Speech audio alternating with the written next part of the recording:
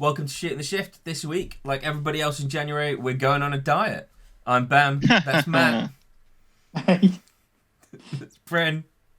Word. It's Milton. Roll. So we're going to talk about weight loss, guys. There's lots of different ways we can all make our cars lighter and thus faster. Oh, cars. Cars, yes, Milton. Although, admittedly, in my case, me, because I've run out of bits that I'm willing to remove from the MX-5 to make it lighter. well, it's a valid point because a stone is like 6.5 kilos. Yep. Which is a considerable amount when you're talking about taking weight out of your car. Mm. No, I'm willing to accept that, and I've got at least 6 stone that I could lose. So That's 60% of my body weight. yeah, I know. So the aim of the game this year, and you'll hopefully see me getting thinner through the year, is to drop down to about 15 stone from the 20.5 stone I am right now. Well, first thing you've got to do is take all that sound deadening from around here. Yeah. Get rid of that. It's funny you mention that. So that's where I started on the MX-5, right? All the interior out, sound deadening out of the car. Because who needs that? I think that's where I started as well, just carpet and stuff like that. Is there actual, the old sound ending? Not just carpet. Is it just carpet? There's like It's a bit carpet of and... there's the odd bit of stuff. Yeah, you're talking about a car that's 30 years old, so there's not a great deal of sound deadening in there. But there is stuff to be removed. I've got no carpet. Thankfully, it's not the horrible stuff that you have to freeze out and chip off. Oh, Yeah. Just like I see other people doing that. That's cool. It's like under the rear parcel shelf. There's like a little bit of green padding stuff. Yeah, that's That's what cool. it is. It's more akin to your household insulation than actual sound. Oh, what, deadening. the fire starter stuff? Yeah, the stuff Chris likes to set on fire. It looks like kite fire starter kindling. Yeah. Yeah. It probably would work quite well as fire starter kindling, to be fair. Yeah, so that's like the first thing I took out of mine. Then the factory seats, they had to go. They weigh a ton. Oh, There you go. heavy. Yeah. After I'd taken out the insulation, it was seats, you know. Factory seats in the MX-5 are chunky. They are chunk. Definitely. And they are in most cars, right? So what I did was, because I'm chunky too, I can't fit in any of the sort of proper race seats that'll fit in an MX-5. So I got the Lotus S2s. With They're ironing comfy seats, holes in though. them. And But the we're talking about MX-5s again, so those seats aren't particularly heavy, especially if you compare them to modern, say, a modern BMW heated electric leather seat literally weighs a ton compared to, like, if you put an MX-5 seat in replacement to that, an MX-5 seat is lighter. Yeah. oh yeah, But yeah. in the grand scheme of things, an MX-5 seat compared to a bucket seat is still heavy. Yeah. Whereas me and Bryn have both got fiberglass GRP seats now. I've got Milton's old seat. It still smells like him. And you fit in that. Yeah. It's a, I just about fit in it. it's a Okay. 34 waist at most. Yeah, I'm a 32. I've gone up to a 32. I don't want to talk about him. I'm a 40 on a thin day. It's only 8 inches away. Do I have really wide hips then? Yeah, you 'Cause definitely. I think I'm a 42. Yeah, you've got wide hips. I think I'm Matt, a 42. you are thick with 2 C's at the bottom. I can't remember the last time I bought trousers, to be fair, so... And neither do I. If you try and sit in one of our bucket seats with a waist that wide, the little wings of your hips would probably just sit on top. Yeah. Oh, imagine that. I so- have been in your seat. In fact, no, I've been in that seat when it's been in both of your cars. So I do fit in it. It's Just- not comfortable when you get up to my size, fitting in the kind of bucket seats that fit in an MX-5. But those Lotus seats are really lightweight. They're really comfortable as well. Yeah. And the ones I've got are the ones with the little lumbar pump. So you just reach back and yeah. you'd like do a little hand pump of a A hand pump. little The ones I really want are the fiberglass ones that are literally shaped to you. There's no padding in them at all. Yeah. Well, Oh, I've I've seen got a- them on Facebook. Do you mean the Tillet Yeah. ones that every year? Yeah, go we and- saw it. We saw it at every year we Autosport go last to year. Autosport, sit down and talk to Tillet, and then go, yeah, That's a lot. that's a lot of money. It's There's it's some- on my shopping list because it is cheaper than some Recaros and Sparkos and stuff. And obviously to compete as I want to in the BDC or whatever drift championship they're running, I've got to have an in-date seat. I was about to say, there's a guy on Facebook that makes, I think he's from Greece, that makes seats, but Yeah, wouldn't I've be- seen they them, wouldn't but be I in don't date. know whether they're MSA approved. they definitely won't be. They're made in his shed. Bryn, you're muted, by the way, I think. No, he's just talking really quiet. I'm not quiet. Oh, there you I are. wasn't talking for a change. But That I tell you what, if you want to go to extreme weight saving, just fiberglass or carbon fiber. So I think When- I think we need to start a little bit easier down the chain for everyone rather than jumping straight to cutting all the organs out so it weighs less. well, You know, You only need one kidney, right? We'll eventually get to the point where we discuss cutting all the skin off your car because that's a sensible thing to do to make a go-kart out of an MX-5. But let's have some stages in between that the audience can Alright. go through rather than going, yeah, so Charcoal. what we did was we took out the sound stuff, we replaced the seats, and then we gutted everything and replaced it with carbon fiber. to be fair, Right. it depends how you want to go, because I did go to quite an extreme with my MX-5 for a while and ran with no dash. And then after frying two lots of clocks, I went, that's a really stupid idea, and put it back in. That raises the point that while everybody guts their race, going on a journey with Matt in that car is the reason why mine has a full interior. I have made no effort at lightweighting that car because that was the most horrendous experience of my life. So mine, Bryn, what I've done is I've taken out everything and then put the interior back in that I needed for the comfort. So I've done very much what you do on like a Porsche Outlaw build, where you get rid of the shit you don't need, but you keep the luxury of the car. See, I didn't do that. I took everything out, threw it away. How do you do that in an MX-5? There is no luxury to start with. So What's the- there that but you Bryn, I don't? started with an R Limited. So the first thing that came out of my R Limited, actually not the first thing that came out of my R Limited, but further down the line, the aircon came out. Fair. Aircon. What's aircon? It's that, it's What, that thing what that I you was don't need in this country because it's never warm enough. what I was thinking though when you were saying that was take the carpet out, take the sound deadening out from underneath the carpet, and then put the carpet back in. That's what I did. That's exactly why I haven't done that, because being in your car made me go nearly deaf. Yeah, but I'll take you out in mine. Mine- Bryn. I'll take you out in mine when it's back on the road. All right. I will take you out in Yeah. it and you'll be fine. But I just went with the logic of I bought a really light car and I weigh nothing, so I can afford to have all of the luxuries. Yeah, and to comfort. be fair, if you compare the stock MX-5 to my stock RX-7, you're 400 kilos lighter than me before I even take anything out. And then you've got the fact that Matt is like 2 whole Brins. Yeah, pretty much. Bryn and a half.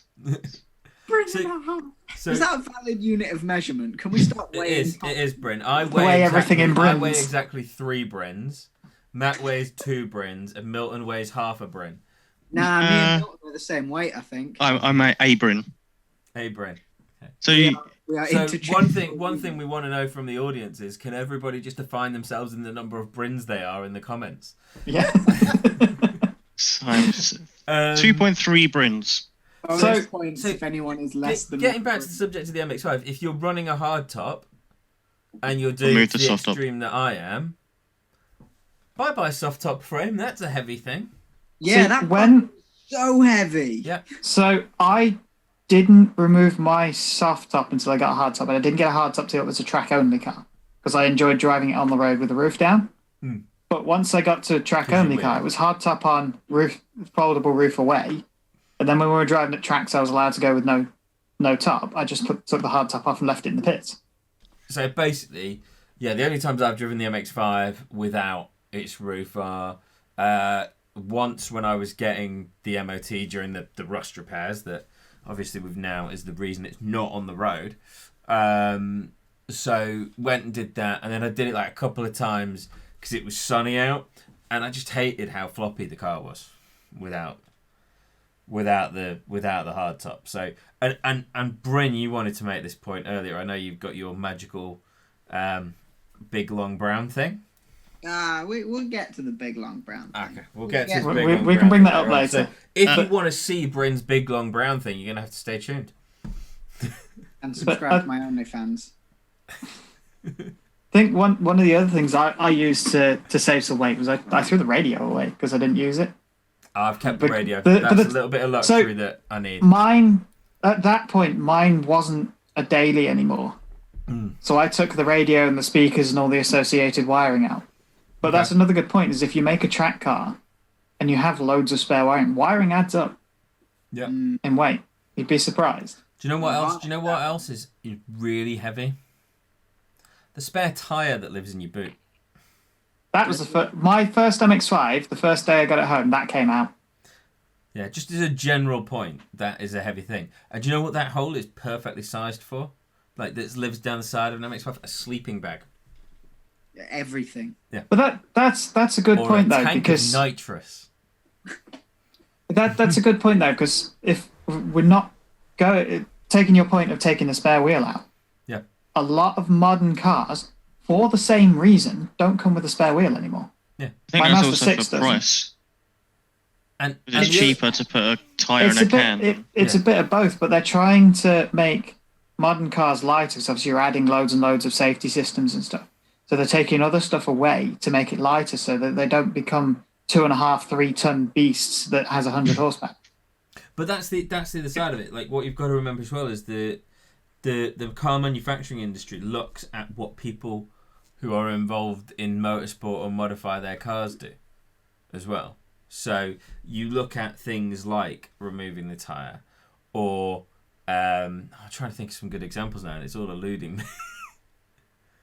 But like it's kind of a thing. They go to events like Autosport or SEMA, and they see what the guys who are doing really cool stuff to their cars are doing, and then they start just building it into a factory car quietly as you go through things. You know, it's the nature of the beast, and you go, you know, why do hot hatches all of a sudden all have bucket seats? Because people were putting them in anyway. Yeah. So 'Cause it's if a it was good an point. initial design idea from a car designer, they'd have put them in on day one. Yeah. The Golf GTI, But and they didn't. it's a good point. And the easiest way of seeing that is look at the size of wheels and tyres as a side profile on old cars, like, well, the old MX-5 versus the new MX-5. They all had balloon tyres on them and big chunky profiles, whereas now it's all low profile. Yeah, it used to be 60, 185, 60, 14, didn't it? Yeah, and I think they run 17s now, but Yeah. it's a low profile tyre in The comparison. 35 profile, I think. Is it really that low?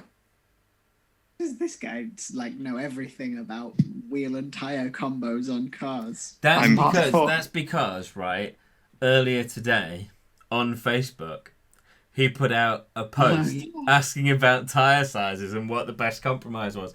Let's not act like this is Milton knowledge. He's probably sat with the thing open on his phone right now. No. But There's his phone as well popping up, see? But it brings up a good point, because making a tyre 40 mil wider, as you were asking about, adds weight to your car. Unsprung weight is. It's unsprung weight.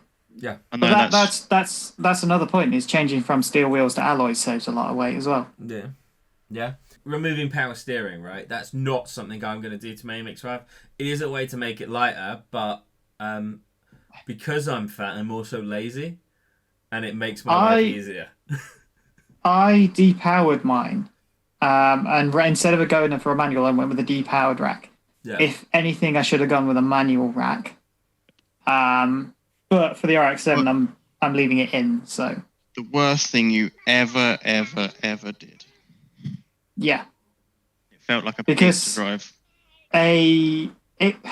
when I was daily driving it, it wasn't so bad because I was used to how heavy it was. But it was heavier than a manual steering rack.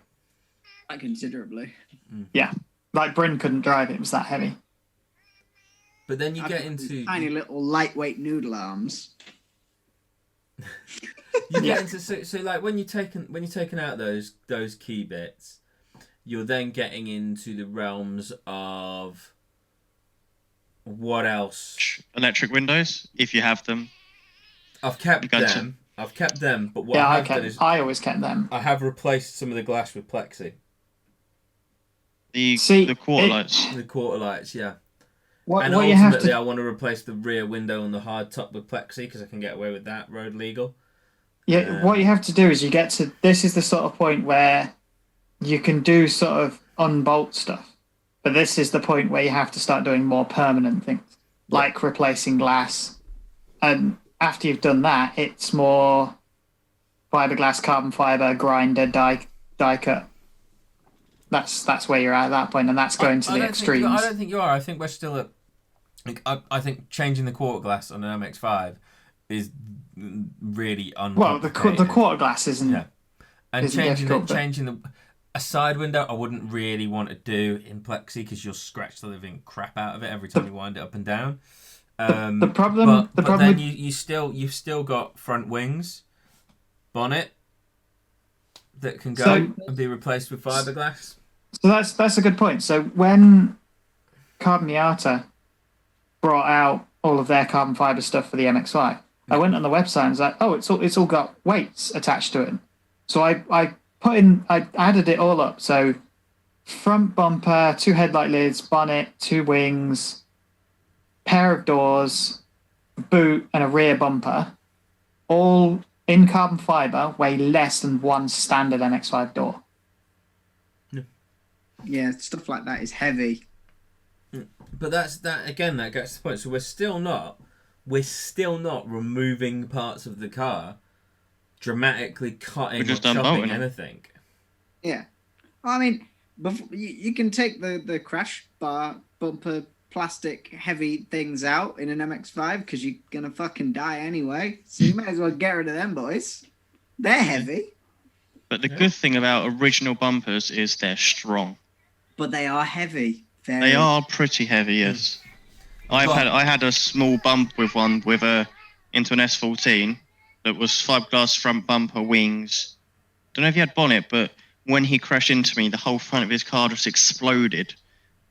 That's the downside of fiberglass. Mine had a broken side light that I just went unscrew, put a new one in. It didn't and wiped the dust off. It didn't look like I'd had a crash at all. Yeah. I did that when I hit the wall at Buxton. I went front end in and dented all I bent a little bit of the metalwork behind it. But the front bumper folded itself in. I just put my foot on it from the back, popped it out, and then just put it back on. And it was the right shape. It had a big scuff on the front, but it was the right shape still and wasn't split. This is Whereas when if you do that with fiberglass, you just end up with a massive buck-off crack down it. But this But you is wanna why go people for are that. starting to make the poly stuff. polyurethane KBD That's the one. kits. But Yeah. that's just as heavy as a standard plastic bumper. That's the Yeah, problem. we're on a different point now rather than lightness. If on a drift car, that's what you want. On a track car, you can get away with fiberglass because you're unlikely to hit something and explode it. If you hit something You're less on a track, likely to hit something Yeah. and explode it. but my point more is if you hit something on a track day, odds are you're not too worried about your bumper. Oh no! In fairness, if you hit something on a track day, something has gone horribly wrong.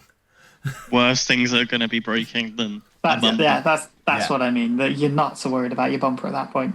Hashtag bent wheel. Hashtag bent chassis. Yeah. So but then right. So we've got through the parts. Boot lid on an MX-5 again. Replace that.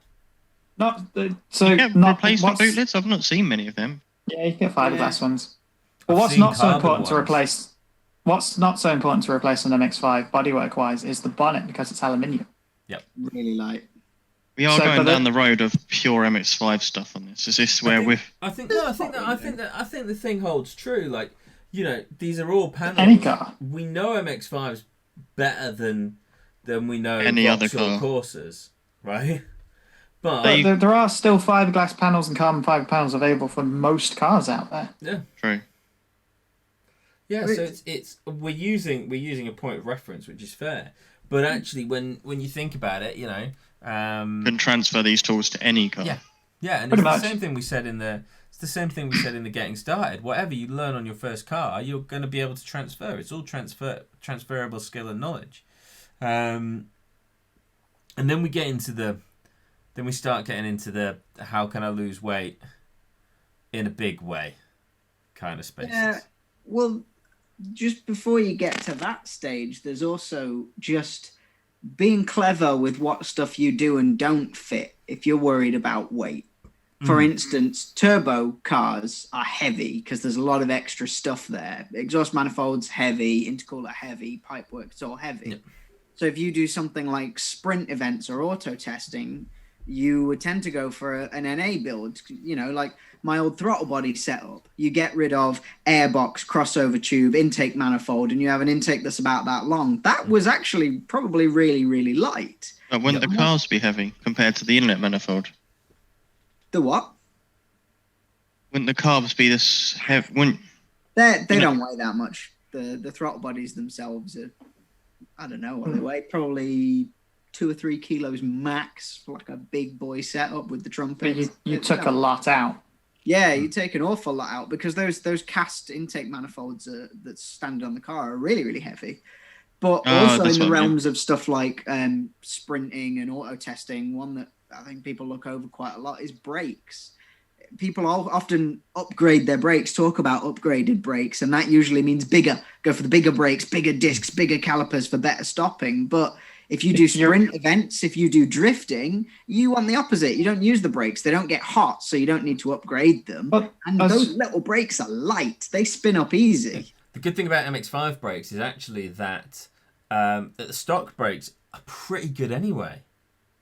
They're all right. The point I was going to make on the back of Bryn's auto solo point is if you're doing auto solos, you don't really need big brakes to start from 20 miles an hour. Yeah, that's the point. Let's face it, you're not in an auto solo. You don't get out of first gear, so you're not doing more than 30. I mean, some of us get out of first gear in an auto solo, Matt.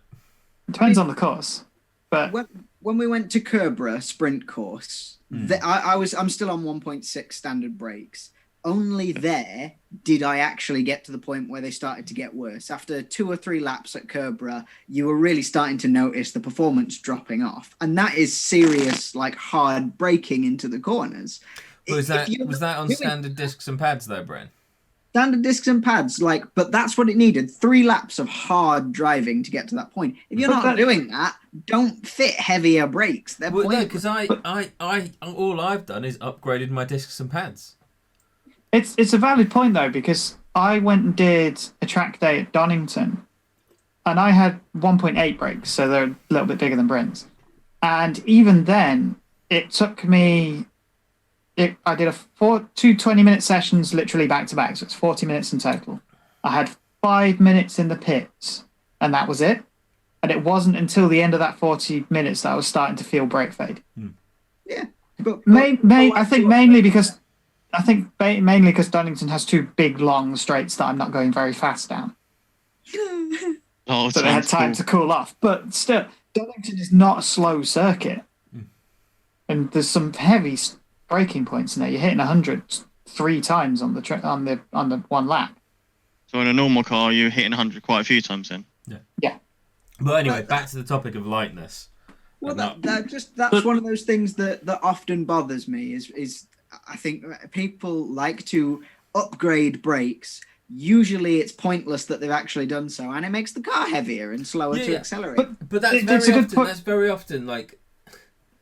That is very often because people will invariably chase scene points. But it's still a good point. Bringing up braking is a good point though, because one of the added benefits of making your car lighter is it's easier on its brakes. Yep. Because there's less mass to stop. Yeah. And it's faster. There's unsprung weight. So I think there's a formula somewhere like 5 kilos of unsprung weight is the equivalent of 10 kilos of sprung weight or something. The amount of effect it has on performance. But there's some formula out there. But speaking of unsprung weight, you can for some cars get lighter arms. like tubular arms over cast arms and stuff like that. Yeah. If you want to go really deep into it, and subframes as well. Some subframes you get tubular subframes that are much lighter than the standard cast ones. Bryn, am I right with that about unsprung weight and sprung weight? The difference? It makes it unsprung weight does make a big difference. I don't know if there's a formula. I suppose it'd be hard to quantify, but rotating mass is even worse. The effect of rotating mass is massive compared to just, if you have a kilo on your wheel around the outside heavier, it's way, way, way worse because of the effect of that inertia than just carrying a kilo in the car. So That's being a so stance boy on steel banded wheels. very Yeah. So we were gonna talk about chopping stuff up. I think next we've gone. So basically we're referencing MX-5s the whole way through this episode, guys. Partly because they're kind of the places that we've done a lot of lightening of things. Some of you You'll have noticed, by the way, that Milton's put his Christmas lights on during the last swooshy thing. It's because he felt he wanted a brighter background so he could look more mysterious for the next bit. We've got our resident engineer. This week, he's in his fluffy lab coat. Yep. Yeah, it's time for Science with Bryn. Down in his fluffy lab coat. It's time for Science with Bryn. Bryn, so when I take a load of weight out of my car by cutting things, make the metal as thin as possible, yeah? He hasn't got his science glasses on yet. He's not quite ready. Yeah, I mean, that was not how I was intending to go into Science with Bryn. You guys just fucking talk about cutting up cars and we'll get there because it makes no sense at the start. All right. So I think that there's certain things you can cut off your car, but only certain things you can cut off while it's still a road car. So, well, I had my car on the road still. That's the difference. So it depends what country you're in to start with. Because in the States, True. You can get away with cutting a lot of car away before it becomes illegal. Yeah, because I think you don't need your wheels to be covered by the arch to start with. So those shark cars, I think, are legal on the road, aren't they? The MX-5 shark cars. You don't need doors in the States, it's sharp edges. You need to have doors fitted if there's hinges for it. But if you take the hinges off, you don't have to have them fitted. Same with a windscreen. If you don't have a windscreen, it can't fail an MOT for not having one. It's like in the UK, you can fail an MOT converter. I mean, what? In the UK, you can fail an MOT for having seats but not seat belts fitted, but you don't fail for having seat belts without the seats fitted. Road cars. Yeah, cutting things apart on road part. I used to drive mine to and from the track. It was fine. And then at a drift taxi event, I had a small whoopsie because the car in front kill switch got put on. Blah blah. So it dented my door and my rear quarter. And on MX-5s, they're double skinned quarters, so you can't get them and panel beat out. And where it needed cutting off and doing anyway. So it was cheaper to buy some fiberglass over fenders, cut the lip off, and then put them on. So I haven't really lost weight. Technically, I've probably gained weight because I've put some fiber. But the future is to take them off, cut out from behind. But you can still put fiberglass on without making it not look road legal. So it's more, what I'm meaning is, if you're going full drift car spec and cutting your chassis rails off, the MOT tester probably isn't going to like that. I think it depends, because if you depends on how well it's done. If you build with a full tubular chassis, you'll probably get away with it if it's a good enough job. Yeah. If you do like nice bends, nice welds, they can see it's clearly bolted in and it doesn't look like it's been welded by Stevie Wonder. I don't think bash bars fit the crash structure regulations. Like if you open the bonnet and you've got a full all cut out inside arches and there's nothing there, I'm not sure how well that would go down. I don't know on that one. I'm honestly not sure what the regulations are. Yeah, I'm not sure because there's a certain section where cars can be pretty heavily modified for road rally use, and you can get away with a lot of things that you can't get away with. Now I think about it, actually, I think if you take it that far, you have to convert it into a kit car. Yeah. I think that's something you can do if you've modified it enough. You can convert it to a kit car and then get it Q registered and stuff like that. But that's a whole different thing. Still makes it lighter though. Makes it a lot lighter. Oh, I found it. There's something. There, radically altered vehicles.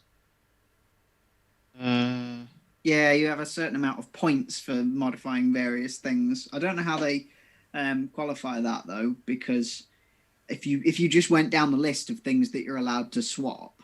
You're exactly right. There's the points. Chassis, monocoque, body shell, body and chassis as one unit, or frame, original or new, and unmodified direct from the manufacturer. That rolls off the tongue, doesn't it? But that backs up my point of you cut the chassis legs off and you've got to you re-register your car basically. Yeah, I don't know at what point, like how far down those regulations you have to get before they apply. So it's stuff like changing the engine, changing the gearbox, changing the suspension. Like I think my car would technically be a Q plate, but because they're just aftermarket, like. So to answer your question is 8 if it has fewer than 8 points. What do you get? Suspension is 2, axles is 2, transmission is 2, steering assembly is 2, engine is 1.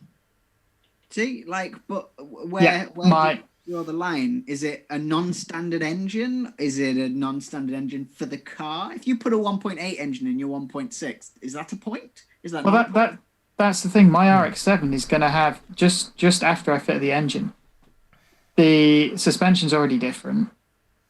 I'm putting a different diff in it, so I'm at 4 points already.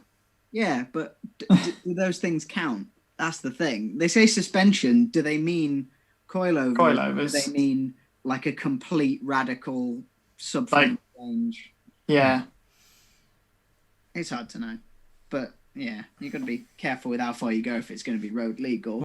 So yeah, if you're gonna make a load of changes, obviously you've got to apply the 8 points rule that Milton's talked about. If you look it up on DVLA, it's the Q plates, and I think I just searched modified kit cars and stuff. Yeah. So, but I think that's really going to the extreme. That's going to actually some of the MX-5 go-karts, for example, that you see where you're chopping loads away. You're not really going to want to take that out on the road, because if someone in their Volvo XC90 just sideswipes you are dead. Well, if any Volvo hits you in any car, you're dead unless you're in a Volvo. But the other thing is you're not going to want to cut much out of the MX-5 because the MX-5 chassis is not that stiff as it is. Never mind without chopping loads of chunks out of it and making it like as floppy as a wet tissue. There's not a good example of that is if you get if you cut loads off, it's like having 2 bricks held together by a playing card. Yeah, I think that was a Top Gear analogy, wasn't it? You take a normal car, cut the roof off, and it's like a brick being held together with a piece of paper. Yeah. Convertible, yeah. That's where you've got to be. That's where you've got to be clever. That's where you've got to be careful. In fact, Bam, it's time. It's time. Oh shit! Science glasses. Science glasses are happening. Science with Bryn. But I'm going to take these off because I can't see shit through them. I've got my notebook. When you start ready for school? Hang on. When you start to get to those extremes of lightning and track car, that's where you've really got to think about what you're doing a little bit more carefully. So I think we've said before, I can't remember, we're going to say it again. If you put a roll cage in a car, it stiffens the chassis up an awful lot because suddenly you've got all of this tube work taking all the loads.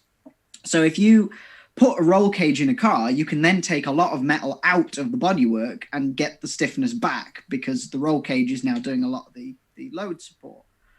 But people do that and then cut bad things out, or you've got to be careful where you take weight out by cutting, that you don't reduce the stiffness of the car. And you've got to think about stiffness and strength, which are related, but they're not the same thing.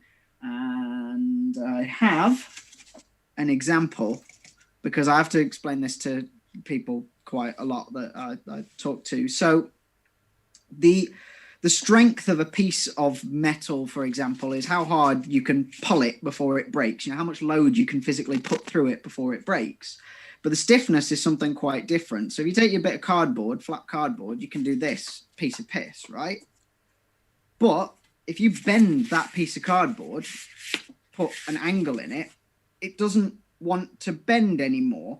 This is no heavier because it's the same amount of cardboard. It's no stronger because it's the same cardboard, but it's suddenly a lot stiffer because you've put this shape into it.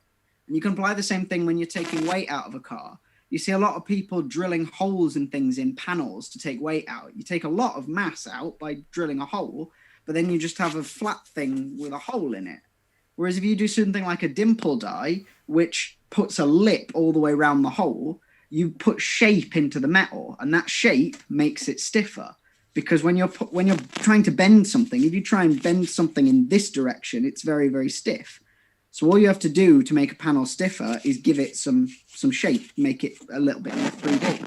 And that's how car chassis are built. They're all like 2 mil thick steel, which has no strength at all, but it's stiff because of all those complex shapes. So when those beads, Bryn, you see people roll in. Yeah, bead rolling is the same thing. If you bead roll in, plate, like on a flat panel. Yeah, it becomes a lot stiffer. And that's what you've got to be careful of. When you're cutting weight out of things, look at a panel and take weight out of the flatter areas if you can. Don't start cutting lips and things off. And make sure that you're keeping shape in the actual panels. And it's the same thing with, like, if you're making a bracket, you want to add stuff to your track car, like an intercooler support bracket, for instance. You want a bit that's going to be strong enough to do that. If you just make it out of a little bit of 1 mil plate and that's supporting your intercooler, it's not going to do the job. So a lot of people start to use big, thick bits of angle iron, like 3, 4, 5 mil thick bits of steel, L section. That's heavy. If you just use that thin, tiny bit and then put a gusset in, weld another little tiny bit there and there, it's going to be plenty stiff enough to hold that intercooler. It doesn't need to be strong. You can lift an intercooler with a piece of string. It doesn't need to be strong. It just needs to be stiff. So that's being a clever really good example. Yeah, being clever with how you use metal means you can make something very light but still very stiff. And please don't cut holes in your suspension turrets. That's just dumb as shit. I think that's the thing. Think about stiffness for a chassis, because your track car doesn't need to be strong anymore, but it needs to be stiff. Yeah, I think you're kind of onto the key point. I think there are people, and I've seen it done. I've seen like people just pop a hole in something and go, "Yeah, I've reduced the weight because I've drilled a hole in it." I actually sent a picture to Bryn a couple of weeks back of a BDC driver, and it's not slagging him off. He did say that he knew about that, so he's going to then dimple die. I don't think he'd probably dimple die all of them, but he wouldn't dimple die all of them. But his car does look like a cheese grater. Yeah, but I think panels are going over the top of it. Is that right, Bryn? Yeah, he's putting panels over the top of it, so he's taking all this weight out. But yeah, his cage is really, really well tied in. So I don't. Yeah, I'm not slagging him off. This is. But the other point to make there is you cut all those holes, and then by dimple dyeing them, you're not making that piece of metal any heavier. You're not adding material to it. It's the same weight. It's just got shaped holes in it. Yeah, it's free stiffness dimple dyeing, and you can actually 3D print dimple dyes quite effectively. I've seen it done. It's something that I keep meaning to do is do a load. But yeah, if you cut a hole and then shape it, you've made that panel better for free. Obviously, the cost of making a dimple dye, but free as in it's no extra effort. You don't have to put more weight into it. So, it's a little bit extra. You still don't want to just like dimple dyes don't suddenly make the thing infinitely stiff. Like you still don't want to cut the entire cut. That's still bad, but it's they help. And it can be surprising as well what does and doesn't weigh a lot and what makes a big difference. So recently we were cutting the 370Z apart, and we took a lot of stuff out of the floor to make way for the cooling system. And a lot of that flooring is very thick, quite heavy stuff where it doesn't need to be. We don't need any rigidity after the rear axle anymore. It doesn't do anything. We're not putting heavy things in the boot like a standard car would have. So you take that big section out of the floor, and that weighed a lot. Then we took the bit out from between the brake lights, and that actually weighed basically nothing. But that would have given the car quite a lot of rigidity compared to that floor pan. So it's amazing what is heavy and useless and what is light and actually quite useful. I imagine that bit between the lights, there was probably a crumple zone. Possibly. So it was probably aluminium or very still part very of the steel monocoque, but it was all very thin, shaped and everything. Yeah, ribbed. So as soon as it gets any compression, it'll just crumple zone. Because it's how old's that car? 11, 12? Not old enough for how fucking rusty it is. That's a Nissan thing. And as we've already discussed before, I think every episode I reveal a future guest. So there's going to be no surprise here that because Bryn spends a lot of time with Chris, that shut the front door. Oh no, we never knew.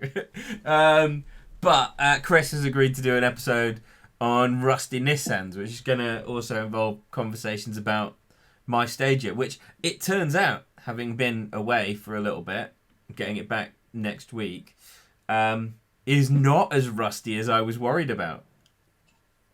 That's good. Really good news. That's always got lots of filler. It's predominantly bodywork stuff that we're going to sort when Matt moves into his house and we've got a garage we can film in. And we're going to get everyone together. We'll do some videos on some of that bodywork prep, that kind of thing. We've got a few workshop stuff lined up. So there's your reveal this week. I think it's really important probably to mention that nobody's actually used the discount code yet. Bam's old. There you go. Bryn gets to call me old again. So the discount code's still available on the website. So either that means... Can I use it? No. Yeah, do you want a passenger ride with yourself? How do I give myself a passenger ride? I'd like to watch that video. I can do donuts without the steering wheel. If you do it, Milton, it for the passenger seat. No. If Milton does it, I get to drive his car with him in the passenger seat at a passenger ride day. And do I need to have a face cam on? Yeah. You both just do. go, what is he doing? It's not even going sideways. Slipping clutch.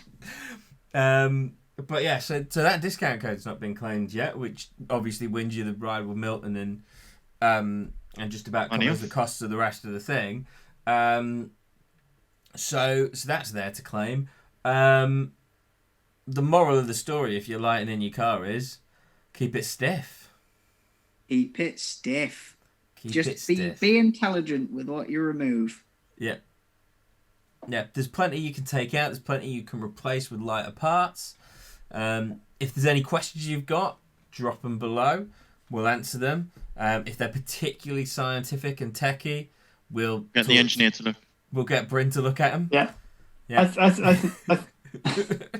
I think a key point here is you've got to just use some intelligence with it.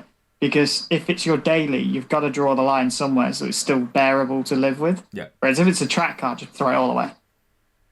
That's one thing. Throw it all away. I used to drive mine, and I then had radio in, speakers, carpet. Yeah. I started using it more on track and less on the road because I was too tempted to be silly in it because I had the skill and the car. So it was as the car got faster and my skill went up, actually I used it on the road less and more on the track. So then I took more stuff off the car, which made it even better on track but worse on the road. Yeah, you if you look at a graph versus bearable and for track fast and bearable to drive on the road, there is a crossover point.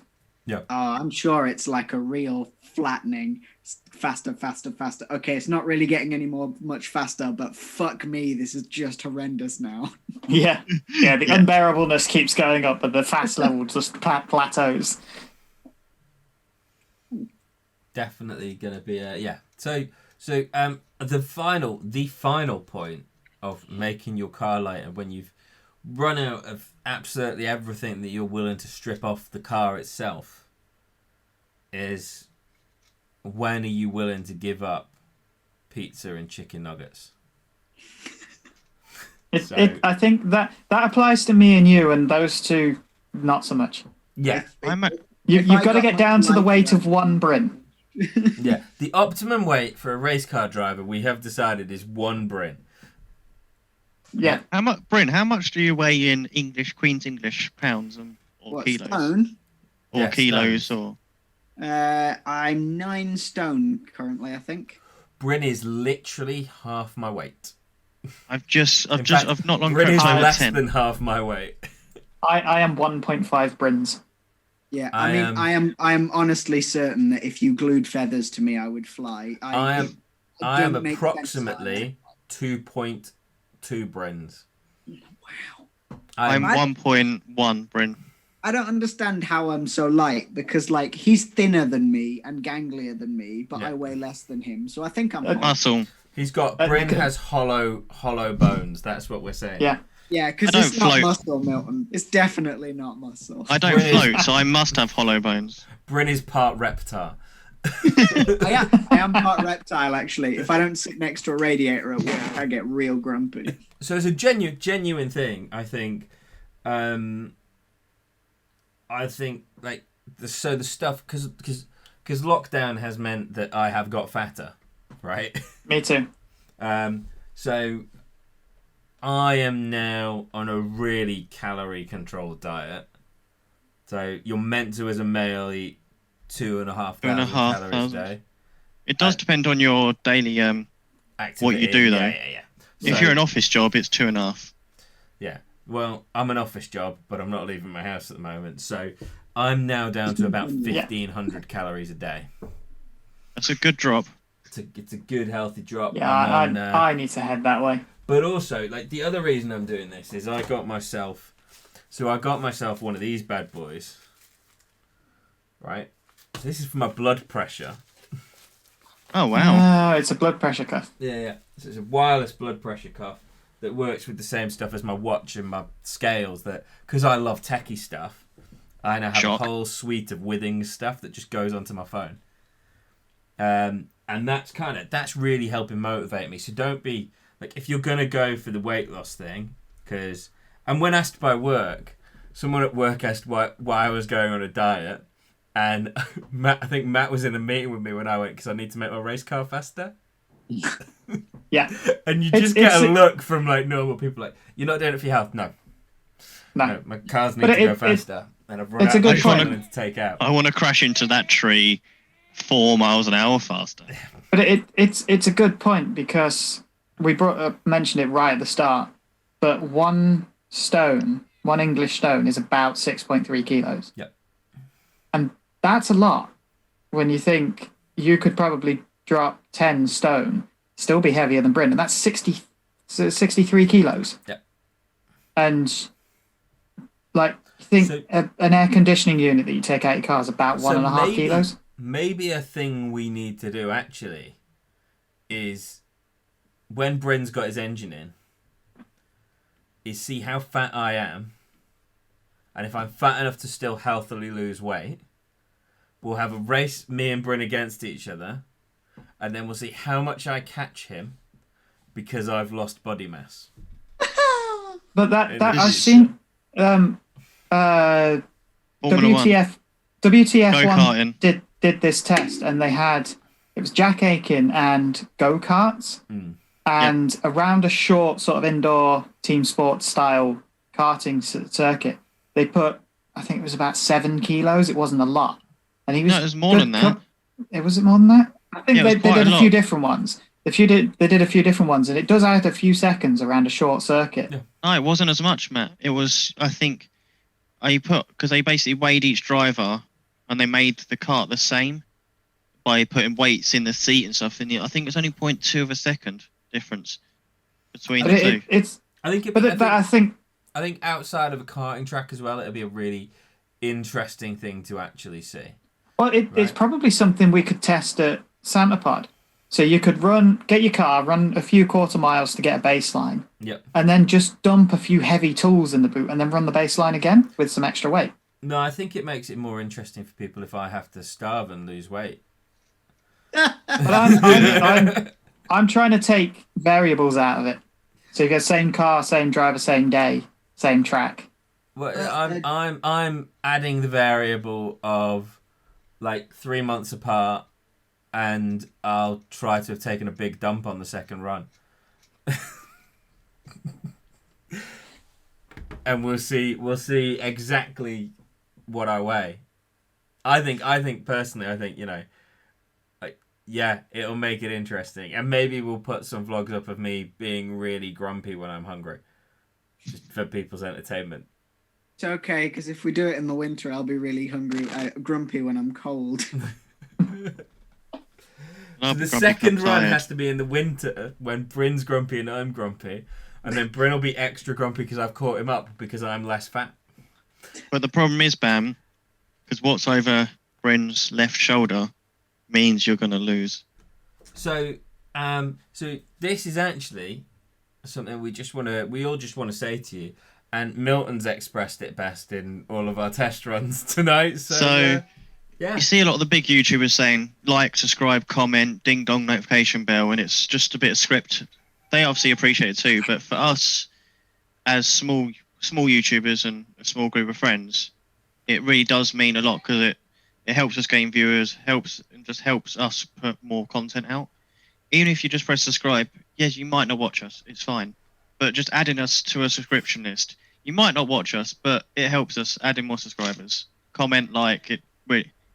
We will read them. It means a lot. Yeah, we will absolutely reply to everybody who comments, and we, you know, in the future we want to set up that PO box for Bryn, just to see what you lot send him, right? Yeah, definitely. Matt is currently just putting some things into a Discord channel so we can chat to you guys in another space a bit more easily. You know, we're putting a lot of effort into this for you guys who enjoy what we do, and hopefully there'll be a few more of you in the future, and you do decide to watch the videos after subscribing. Yeah, please do watch them, but you know what I mean. Yeah. And every time we air on a Monday, we all hop on to watch the video and chat to you guys. So what I want to say to everybody is, as always, thanks for watching. We do really appreciate everybody watching. We've had a few new subscribers again this week. We have got a lot more viewers this week. The views just keep on ticking up. So thanks to everyone who's watching stuff. That discount code, that prize of using it and going out with Milts is still available. If nobody uses it by next week, maybe we'll let you touch Milton as well.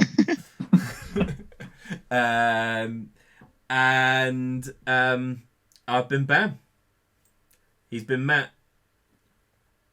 He's been Bryn. He's been Milton. Bye. That's that. I think that's it this week. So, Nice. Goodbye from the top row of fatties.